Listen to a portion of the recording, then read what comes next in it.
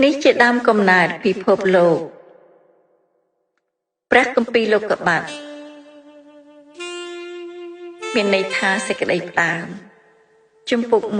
1ការដើមដំបូងឡើយព្រះបានបង្កើតផ្ទៃមេឃនិងផែនដីឯផែនដីក៏ខូចហើយនៅទទេមានសុទ្ធតែងងឹតនៅក្របពីលើជម្រៅទឹកហើយព្រះវិញ្ញាណនៃព្រះបរិរានៅពីលើទឹកនោះព្រះទ្រង់មានបន្ទូលថាចូលឲ្យមានពន្លឺឡើងដូច្នេះពន្លឺក៏មានឡើងព្រះទ្រង់ឃើញពន្លឺនោះក៏យល់ថាជាល្អហើយរួចទ្រង់ញែកពន្លឺពីងងឹតចេញទ្រង់ហៅពន្លឺថាជាថ្ងៃហើយហៅងងឹតថាជាយប់នោះក៏មានល្ងាចមានព្រឹកឡើងជាថ្ងៃទី1បន្ទាប់មកព្រះទ្រង់មានបន្ទូលថាចូលឲ្យមានប្រឡោះនៅកណ្ដាលទឹកដើម្បីញែកទឹកចេញពីគ្នាទ្រង់ក៏ធ្វើប្រឡោះនោះទាំងញែកទឹក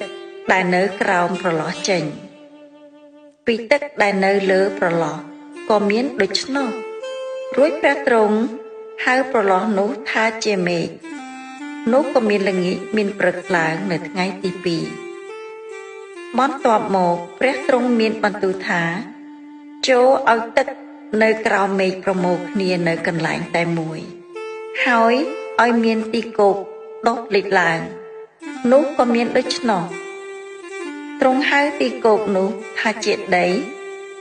ហើយទីទឹកដែលប្រមូលគ្នានោះថាជាសមុទ្រនោះទ្រង់ក៏ឃើញថាល្អរួចព្រះទ្រង់មានបន្ទូលថាចូលឲ្យដីដុះទនិជាតិឡើងគឺជាពួកស្មៅដែលមានគ្រាប់និងរុក្ខជាតិមានផ្លែតាមពូជដែលមានគ្រាប់ក្នុងផ្លែនោះនៅផែនដីនោះក៏មានដូច្នោះដីក៏ដុះទនិជាតិទាំងឡាយឡើងគឺជាពួកស្មៅដែលមានគ្រាប់តាមពូជនិងរុក្ខជាតិមានផ្លែតាមពូជដែរហើយមានគ្រាប់នៅក្នុងផ្លែនោះឯងរួចទ្រង់ឃើញថាល្អនោះក៏មានល្ងាចមានព្រឹកឡើងជាថ្ងៃទី3បន្ទាប់មកព្រះទ្រង់មានបន្ទូលថាចូលឲ្យមានតួពន្លឺនៅនាផ្ទៃមេឃដើម្បីនឹងញែកថ្ងៃចេញពីយប់សម្រាប់ទុកជាទីសម្គាល់នៃរដូវថ្ងៃនិងឆ្នាំហើយសម្រាប់ជាពន្លឺនៅផ្ទៃមេឃដើម្បីបំភ្លឺមកផែនដីនោះក៏មានដូច្នោះទ្រង់ធ្វើពន្លឺធំជាពីរតួ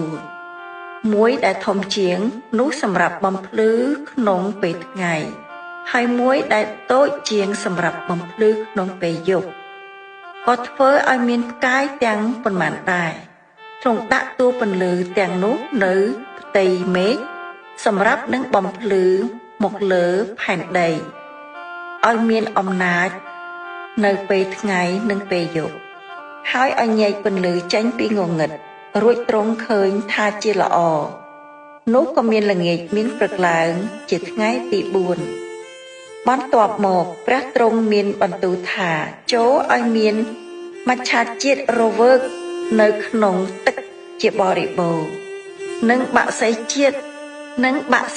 តិហើរលើដីនៅនាអាកាសទ្រង់ក៏បង្កើតអស់ទាំងសត្វសម្បើមនិងជីវិតទាំងឡាយដែលកម្រើកដែលកើតមានរវិនរវន់នៅក្នុងទឹកតាមពូជហើយអស់ទាំងសត្វស្លាបតាមពូជដែររួចទ្រង់ឃើញថាល្អទ្រង់ក៏ប្រទានពរដល់សត្វទាំងឡាយនោះហើយមានបន្ទូលថាចូលបង្កើតកូនឲ្យចម្រើនជាច្រើនឡើងឲ្យមានពេញពាសនៅក្នុងទឹកសមុទ្រហើយឲ្យសត្វស្លាបចម្រើនឡើងនៅផែនដីដែរនោះក៏មានល្ងាចមានព្រឹកឡើងនៅថ្ងៃទី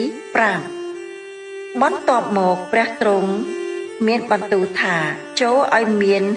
ចតុបត្តិជាតិកើតមកនៅដីគោកតាមពូជគឺជាសត្វស្រុកសត្វលូនវានិងសត្វព្រៃនៅផែនដីតាមពូជនោះក៏មានដូច្នោះទ្រង់ក៏ធ្វើសត្វព្រៃនៅផែនដីតាមពូជ សត្វស្រុកតាមពូជហើយគ្រប់ទាំងសត្វដែលលូនវានៅដីគោកតាមពូជដែររួចទ្រង់ឃើញថាល្អទ្រង់ក៏មានបន្ទូលថាចូលយើងធ្វើមនុស្សឲ្យដូចជារូបយើងឲ្យមានភាពដូចយើងហើយឲ្យមានអំណាចលើត្រីសមុទ្រសត្វហើរលើអាកាសនិងសត្វជើង4ដែលនៅលើផែនដីទាំងមូលព្រមទាំងសត្វលូនវាដែលវានៅផែនដីផងទ្រង់ក៏បង្កើតមនុស្សឲ្យដូចរូបអង្គទ្រង់គឺបានបង្កើតគេឲ្យចម្រើនរូបអង្គទ្រង់នោះឯងក៏បង្កើតគេឡើងជាប្រុសជាស្រីទ្រង់ប្រទានពរដល់គេហើយមានបន្ទូលថាចូលបង្កើតកូនឲ្យចម្រើនជាច្រើនឡើងឲ្យមានពេញពាសលើផែនដីចុះត្រូវបង្ក្រាបផែនដីហើយមានអំណាចលើត្រីសមុទ្រសត្វហើរលើអាកាសនិងជីវិតផងទាំងឡាយដែលកម្រើកនៅផែនដីផងទ្រង់មានបន្ទូលថាមើលអញឲ្យគ្រប់ទាំងទិន្នជាតិមានគ្រាប់ពូជដែលដុះនៅផែនដីនិងគ្រប់ទាំងរុក្ខជាតិទាំងឡាយដែលកើតផ្លែតាមគ្រាប់ពូជទុកជាអាហារដល់ឯងហើយអញឲ្យគ្រប់ទាំងទិន្នជាតិខ្ចីទុកជាអាហារដល់អស់ទាំងសត្វនៅលើដីសត្វហើរលើអាកាសនិងសត្វលូនវាលើដីដែលមានជីវិតទាំងប៉ុន្មានដែរនោះក៏មានដូច្នោះរួចព្រះទ្រង់តតគ្រប់ទាំងរបស់ទ្រង់បានធ្វើនោះក៏ឃើញថាទាំងអស់ជាការល្អប្រពៃនោះក៏មានល្ងាចមានព្រឹកឡើងនៅថ្ងៃទី6ជំពូក2ដូច្នេះផ្ទៃមេឃនិងផែនដីក៏បានរួចជាស្រេចព្រមទាំងរបស់សពសារពើផងលុះដល់ថ្ងៃទី7ការដែលព្រះទ្រង់ធ្វើនោះបានហើយជាស្រេចទ្រង់ក៏ឈប់ផ្អាកសម្រាកនៅថ្ងៃទី7នោះគឺគ្រប់ទាំងការដែលទ្រង់ធ្វើព្រះទ្រង់ក៏ប្រទានពរដល់ថ្ងៃទី7នោះព្រមទាំងញែកទុកជាថ្ងៃបរិសុទ្ធពីព្រោះនៅថ្ងៃនោះទ្រង់បានឈប់សម្រាកពីគ្រប់ទាំងការដែលទ្រង់បានបង្កើត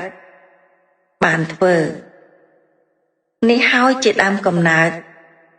នៃផ្ទៃមេឃនិងផែនដីក្នុងកាលដែលកើតមកគឺពេលវេលាដែលព្រះយេហូវ៉ាដ៏ជាព្រះទ្រង់បានធ្វើផែនដីនិងផ្ទៃមេឃនោះឯងព្រះអង្គបានចំណាយពេលទាំងអស់6ថ្ងៃស្មើនឹង144ម៉ោងបានបង្កើតពិភពលោកនេះទាំងមូល